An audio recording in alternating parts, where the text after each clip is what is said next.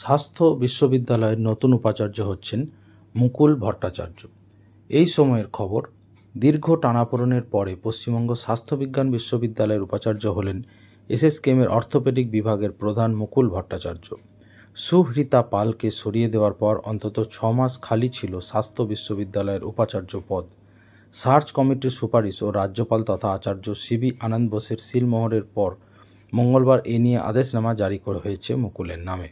ফলে বহুদিন পরে স্থায়ী উপাচার্য পেল স্বাস্থ্য বিশ্ববিদ্যালয়। সুহৃতার সময়ে স্বাস্থ্য শিক্ষায় মান নিয়ে আপোসের যে অভিযোগ উঠেছিল, মুকুলের হাত ধরে সে পর্বের অবসান ঘটবে বলে অনেকের আশা। সুহৃতার অপসারণের পরে নতুন উপাচার্য নিয়োগের ক্ষেত্রে রাজ্য সরকার ও রাজ্যপালের দ্বন্দ্বের বিষয়টি অবশ্য সুপ্রিম কোর্ট পর্যন্ত পৌঁছেছিল। পরে শীর্ষ আদালতের নির্দেশে গঠিত হয় সার্চ কমিটি। 2 দফায় ইন্টারভিউয়ের পরে তৈরি হয় চূড়ান্ত প্যানেল।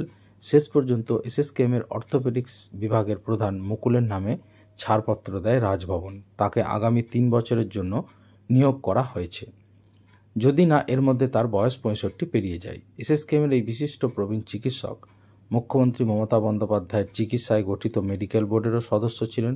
সোমবার ধনধান্য প্রেক্ষাগৃহে চিকিৎসকদের নিয়ে সভাতে মুখ্যমন্ত্রীর মুখে তার নাম শোনা গিয়েছিল।